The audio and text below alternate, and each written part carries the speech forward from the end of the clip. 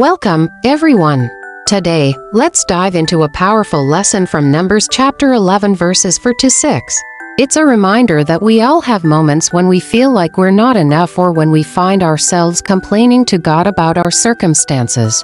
Numbers 11 to 4 to 6 describes the Israelites' discontent with the manna, their longing for the foods they had in Egypt, and their subsequent grumbling and weeping.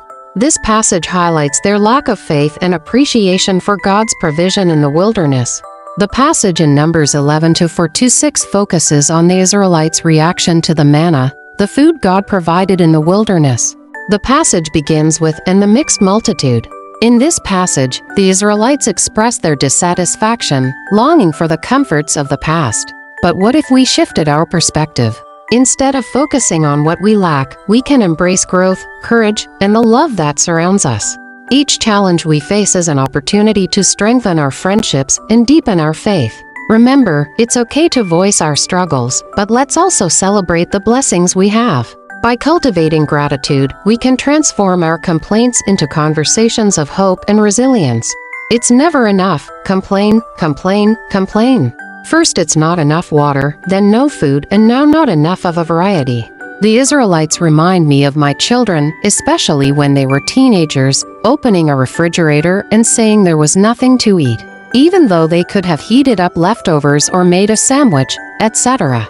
I guess that freedom from slavery wasn't enough for them. God continued to be generous to the Israelites and provided them with meat. When we complain, God continues to be generous with us as well. The question is, when is it enough for us? Think about a Christmas morning with a pile of gifts and stockings or under the tree. You may have a very small child and another about 6 or 7 years older. How often does the older one count the toys the little one gets and compares the amount to those he or she gets without even considering the amount of money spent on the gifts he or she gets? In fact, you probably spend more money on the older child whose needs are greater. We do the same thing. I don't know what want more of, I can only judge myself. At times it was more money, a better job, the ability to travel and go places I could only read about.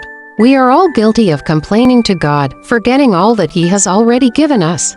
We sometimes see the glass as half empty instead of half, and sometimes more than half full. We need to count our blessings more often and say thanks. Generous and forgiving God, you are so good to us and give us so much. Help us to be more grateful and complain less. Amen. Thank you for joining me today. If this message resonated with you, please consider following or subscribing for more uplifting content. Together, let's continue to grow and support one another on this journey of life.